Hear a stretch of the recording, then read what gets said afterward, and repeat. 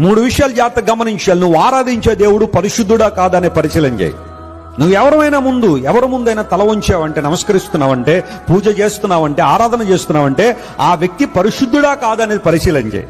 పరిశుద్ధత మచ్చుకైనా కనబడకపోతే అతడు దేవుని స్థానంలో ఉండడానికి వీలు లేదు. రెండవది, నువ్వు ఆరాధించే దేవుడు ప్రేమ గలవాడా లేదా పరిశీలన చేయి. నీ మీద ఆయనకి ప్రేమ ఉందా లేదా పరిశీలన చేయి. అలా ప్రేమ ఉంది అంటే నీ కోసం ఏం చేశాడో చెప్పమను. ఆయన ప్రేమ గలవాడంటే మనుషుల కోసం తన ప్రేమను ఎలా వ్యక్తపరిచాడో చెప్పమను. మూడవది, దేవుడు మృత్యుంజయుడు ఉండాలి, మరణాన్ని జయించిన వాడై ఉండాలి. ఆయన ఈ లోకంలో ఏది బంధించడానికి వీల్లేదు, ఏది కూడా దేవుణ్ణి బంధించడానికి వీల్లేని ఆ గొప్ప స్థానంలో ప్రభు ఉండాలి. నీ దేవుడు పరిశుద్ధుడా, ప్రేమగలవాడా, మృత్యుంజయుడా? ఈ మూడింటిని పరిశీలించే మనస్ఫూర్తిగా చెబుతున్నాను.